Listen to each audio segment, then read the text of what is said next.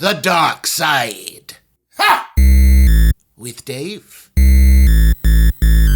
Welcome to The Darkside with Dave. It's been a while. We've got Dave Bittner back. Dave from the Cyberwire, the gallivanting man about the country and podcasting and everything. Dave, it's been so long, I forgot what you look like, Mr. Handsome Devil you. Oh, that's very sweet of you. Yes, I want to say it's been about a month since we've been together, just because of the fates of the world and vacations and holidays and things. But it's good to be back. Good. What have you been up to? Where you been? Nothing. I'll see you next week. Yeah. No, my wife and I had a lovely vacation, and it was one of those trips that was prompted by a family wedding. A niece of mine was getting married in upstate New York, up in the Adirondacks, a part of the country I'd never visited before. Beautiful part of the country. I know it well. Gorgeous. Just absolutely gorgeous. So we drove up there to, again, small town in the Adirondacks, stayed in a little, I guess you'd call it a historic inn, which was wonderful. Little family-run place. I remember when I was talking to the guy who runs the place, asking about checkout. He was like, "Yeah, just leave the key in the door. It's fine." It was that kind of a place. But it's just, I mean, the vistas up there. You're driving around and it's hilly, and you're on all these country roads. But time and time again, you come over a hill and you're just presented with this amazing vista that takes your breath away. Just a gorgeous part of the country. I was really happy that we got to go up there.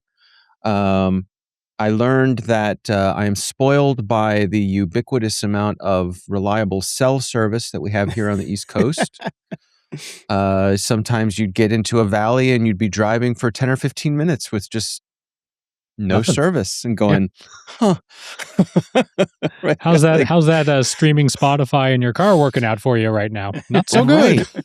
Yeah, exactly. The other thing I had to recalibrate was, from being an East Coaster, is that when you're timing how long a trip is going to take, you look and you go, oh, it's about 40 miles away. Well, it's probably about 45 minutes. No. Like, oh, it's 40 miles away. It's an hour and a half. That sort of thing. Because you got to use LA math for that. Well, that's true. LA math is different just because of the traffic, right? Yeah. Yep. So 45 miles is half a day. Yeah. We went up there the day before the wedding. We attended a rodeo. It was my first rodeo. Which was great fun. The groom actually worked in the rodeo. He's a rodeo clown, which they don't call them that anymore. They're called Brian's barrelmen. family is so proud. Well, and what better thing to do the night before your wedding than to get into a big cage with a giant beast, a 2,000-pound beast that has horns and wants nothing more than to kill you. Sounds like my bachelor party. Yeah, that's. Yeah. I did go to Cheetahs. It was amateur night. I'm just saying. Oh man. So the rodeo was fun. I'd say what we attended was the minor league baseball version of a rodeo. But still had a good time. It was very good for me to remind me that here in Columbia, Maryland, where I live, I am in a bubble, and this progressive bubble community in which I live is not the rest of the world. And the rodeo was not that. There was one point we're watching the rodeo, enjoying ourselves very much, and my wife kind of leaned over and she said, "I'm pretty sure I'm the only Jewish person here." I said, "Yeah, probably, probably." But everyone was very nice and very welcoming. The wedding was beautiful. I did have to do a little bit of detox of all the country music that I had to listen to while I was up there, but that was okay. After that, we drove down to Saratoga Springs, had a lovely day there. Beautiful downtown, very hoity-toity. Then we went to the Baseball Hall of Fame. Have either of you been there? Hell no. No, I someday I will get there. I'm a big fan of baseball, but it is a bit off the beaten path for places I would tend to go. Yeah. It is, but I will say it is a worthy destination. We spent a day there. It turned out it was a rainy day, so perfect day to be inside a museum. But there's a beautiful lake there, and the little town is just completely built all around the Baseball Hall of Fame. It's a really nice museum. We enjoyed ourselves. And then the rest of the week, my wife found one of the few remaining still operating old Catskills resorts from back in the day. Back like when there Dirty used to Dancing. be a lot of Jewish people there. Right. Yeah. Yeah. Well, and this is where they all still are. This particular resort is called Villa Roma. You can look it up. It's an Italian-themed resort. Big statues out front with fountains. And so the clientele were mostly people out of New York City. And it was kind of like being on a cruise ship where everything you need is there. They feed you a couple times a day. There's indoor pool, outdoor pool, bowling alley, bumper boats, go-karts, golf I loved course. bumper boats. Those were so much fun. Ping pong, bingo. We played bingo, trivia. It took about a day for me to accept that I had to switch mindsets and just kind of go with the flow with this old-timey time machine. But once I did that, we had a really good time. We did little day trips. It sounds like a cruise without all the norovirus. So. Exactly. Everyone was so nice. The food was delicious. But we do little day trips to some of the small towns around different cities, and went to a lot of small town museums, which I love small town museums. You just never know what you're going to find. And then we ended up in New York City. My youngest son and a friend of mine took the train up to meet us there. We saw a Broadway show. We saw Proof with, what's his name? Don Cheadle. Nice. Yeah. It was excellent. A show I wasn't familiar with, but really powerful show. So highly recommended. And then drove home. So about a week and a half. I think we put about 1,300 miles on the car. But $10,000 in gas?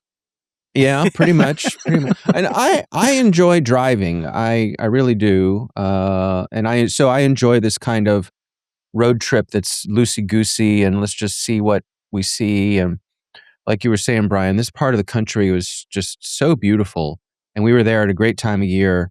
So yeah, I loved it. Yeah, really relaxing. And I don't know that I would without the wedding, I don't know that I would just drive the 7 hours it takes to get there from here. But Right. I'm glad we did. Right. If I had an excuse, I would not hesitate to go back. Excellent. Yeah, it's a great part of the world. It really is. It's different. It's very different, but very beautiful. It is. Yeah. Yeah, absolutely. So what have you guys been up to? Working. You're looking at it, man. You're looking at it. Yeah. I've just been sitting here talking shit. Pissing off people on Instagram is pretty much our daily driver. So it works. Yeah, keep the faith. Yeah. A few links I put in the show notes here. I came across this browser filter. This is kind of related to the one that you shared with us, Brian, that filters Facebook. Yeah. This one does the same thing for Amazon. Yeah, I've already installed this since you put the link in the show notes. This has been my biggest complaint about Amazon recently. It's been impossible to find the decent products. They're buried now. Yeah. Fantastic. Thank you for putting this in here. Yeah. So basically this filter just gets you to the good stuff on Amazon, gets rid of the junk brands that show up at the top of every Amazon list, so it seems these days. So, we'll see how long it lasts before Amazon figures out a way to shut it down. But for the moment, it seems to be working. There is a new touring Star Wars exhibit that is making its way around or is going to make its way around starting next February. It is kicking off at the Franklin Museum in Philadelphia, which I don't know if you've ever been to the Franklin Museum. It is really good. It's basically a science center. And so this is supposed to be an 18,000 square foot exhibition, so pretty big. Mm-hmm. I think it's maybe the biggest traveling show that they've ever done for Star Wars. So where I'll be next February. I'll be making a road trip to Philadelphia to see this. It's called the Star Wars The Experience. And then this other Star Wars... Yeah, it really does. The other Star Wars thing that dropped this week was a Star Wars parody by the Hillywood show, which I was not familiar with before I saw this parody. Did you guys have any familiarity with Hillywood? No, Never heard of them. because I'm an old man. I didn't either. I guess Yeah. they're pretty popular. They have tons of subscribers and viewers and all that kind of thing. But what really struck me about this was the attention to detail. Like, there are shots in this parody that are 1-to-1 faithful copies of shots from the movies. The fact that they were able to sweat the details with what I assume was a sizable yet still reasonable budget. Mhm. I guess it's not hard to get people to show up dressed like a stormtrooper, right? Apparently not. Yeah. But they have an amazing Yoda puppet, and they're using virtual sets. It's just amazing to me what you can do these days for not a lot of money. Yeah. And this is good. I mean, it's just fun. It's silly. It's fun. But it looks like $1 million. They We have really moved a matched long it. way from Hardware Wars. I was thinking the exact same thing. Yep. I was thinking the exact same thing.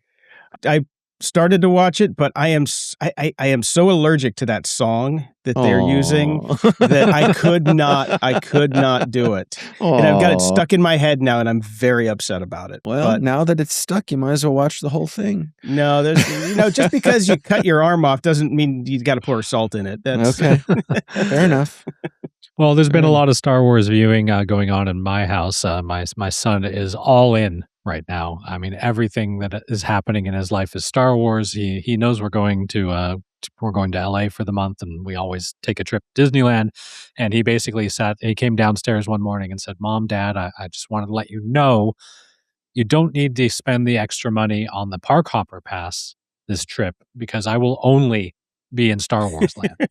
Oh, wow. Like that's it. I'm going to Okay. Star Wars Land. I will be there all day. You are welcome to go ride other rides. You can leave me there with the Emperor because I'm a bad guy and I'm hanging out with them. like father, like son. Yeah. So he's all in. He's ordering books off Amazon about deep dive characters in the Legacy universe.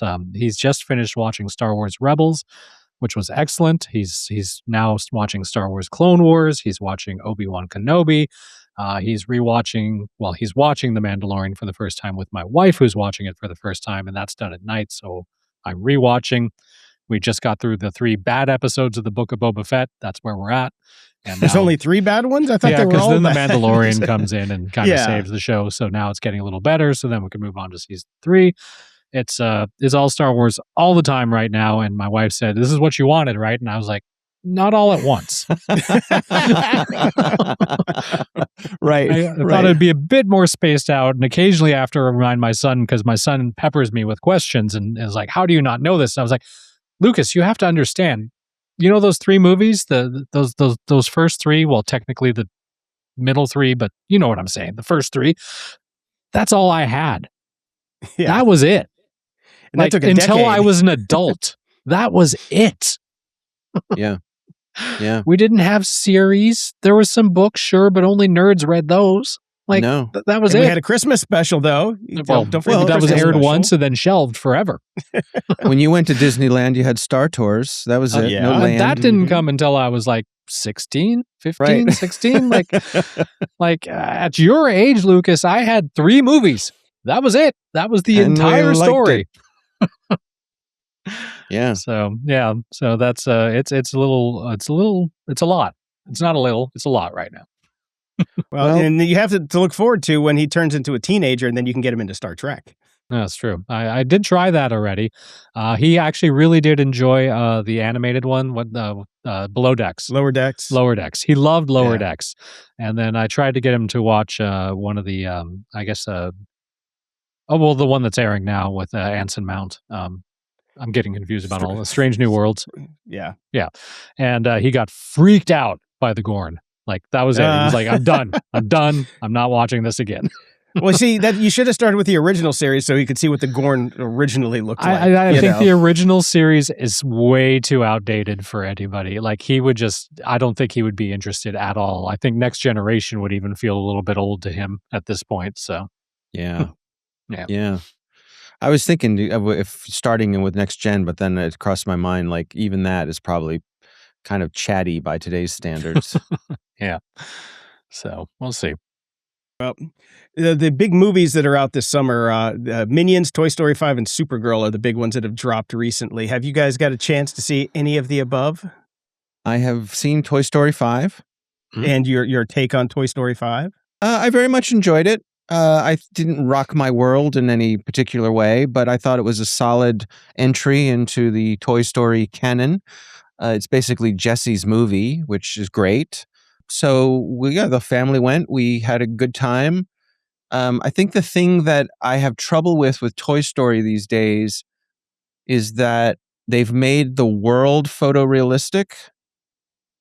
Right. But the characters are still not, which is in the human characters are not.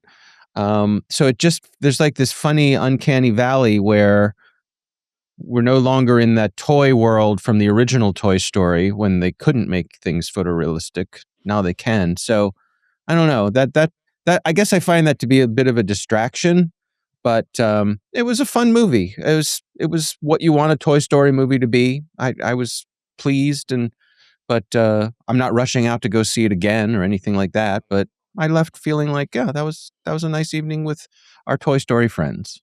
Yeah, I think this is one of those things where it's like with a family viewing it. I have a copy of it, and I made it about 25 minutes into it, and I'm like, I just can't. It just did not hold me at all. And I just think maybe I'm just past peak Toy Story because I don't have kids, obviously, and there's the whole thing with toys versus tablets and all that. I'm just like, this is for Brian. This ain't for me at all. Yeah, that's a At good all. point. Yeah, that's just totally what it is. I did like the main B plot is about this container full of Buzz Lightyear toys that falls off of a container ship and washes up on shore, and so you have all and the Buzz Lightyears get out and what happens next with them, and it's very fun and funny. That was silly. That was the most entertaining part of what I saw. I'm just like, they should have just made that its own standalone, and I would have probably liked that. That was fun. Yeah, and the two plots do eventually cross paths, and it does so in a satisfactory way, and so I think it's a fun, if you're looking for a movie to go see with the family, or it's gentle and fun and funny and nostalgic. You'll leave the theater feeling better than you did when you walked in. So what more could you want from a movie in this world today?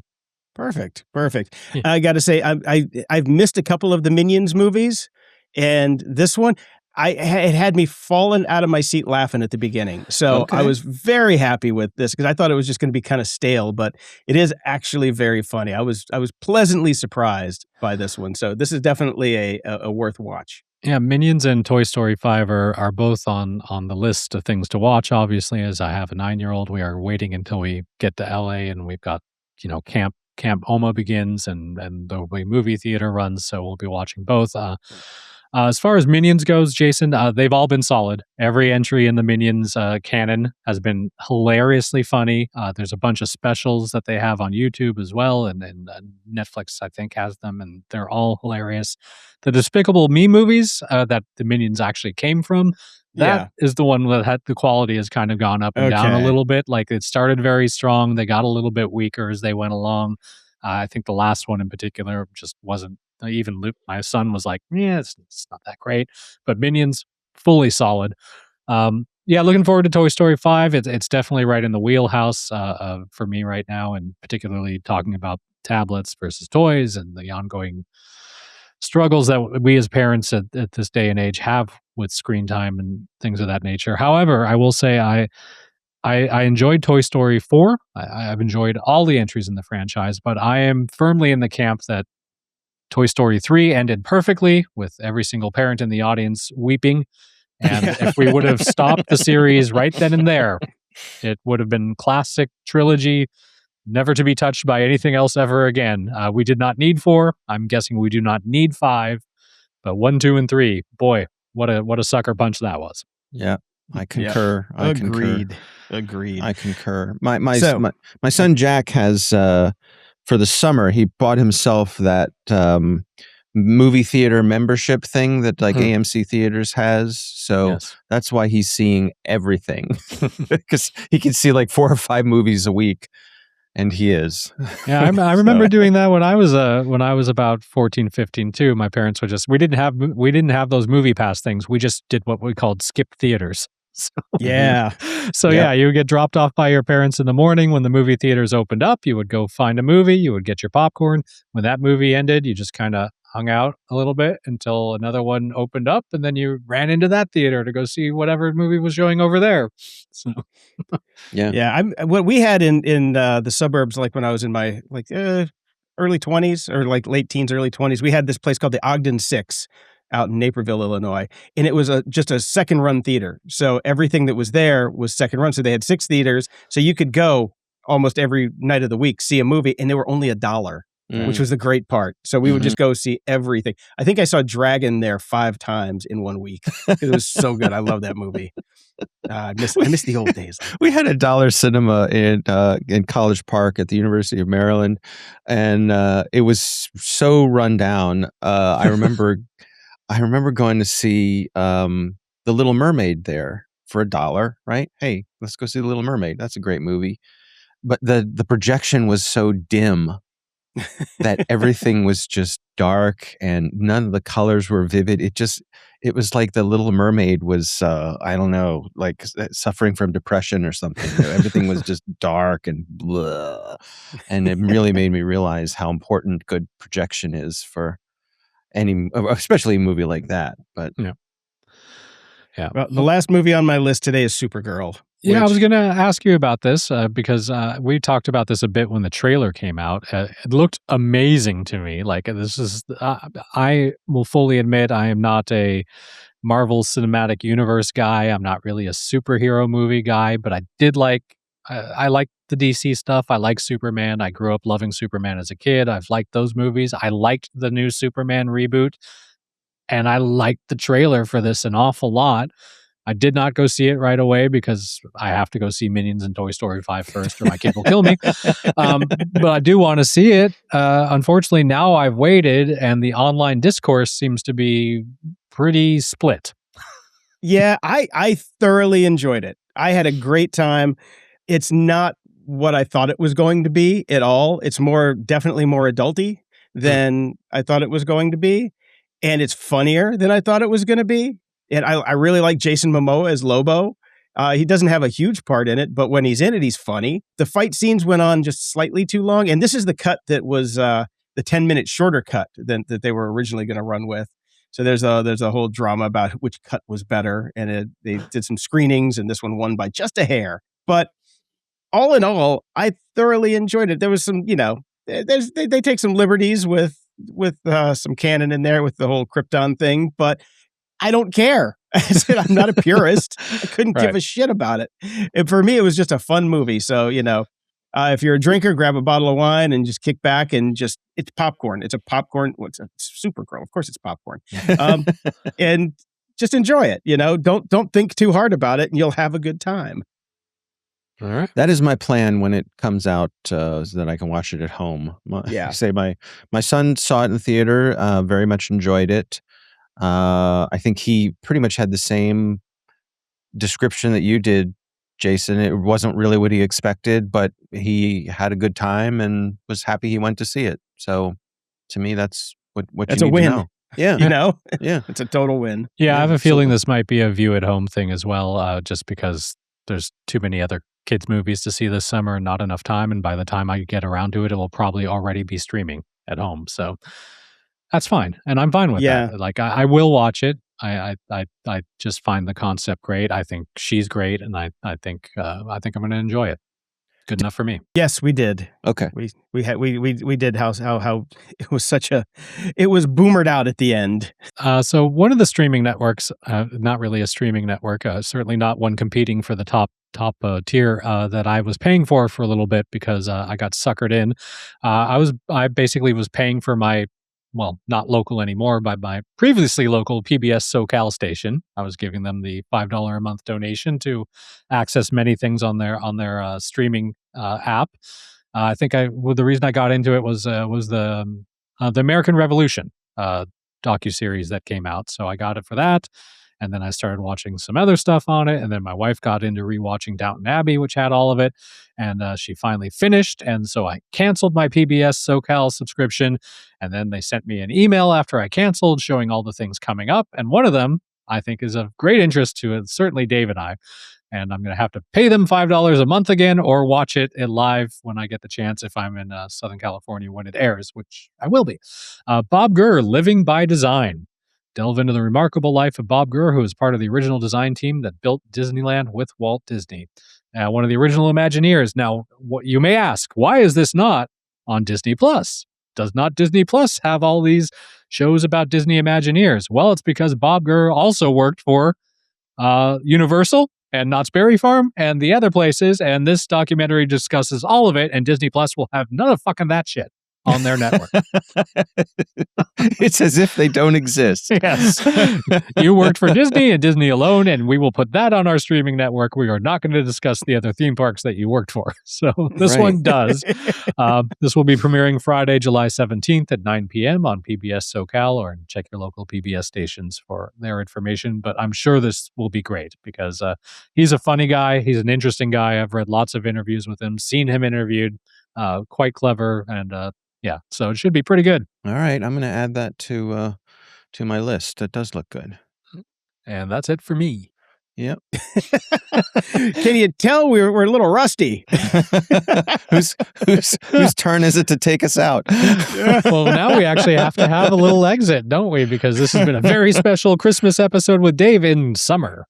Mm-hmm. Christmas in July. Since we only do 8 episodes a year now, just like every other show that streams, instead of the 32, we don't get a very special Christmas episode. We do Christmas in summer.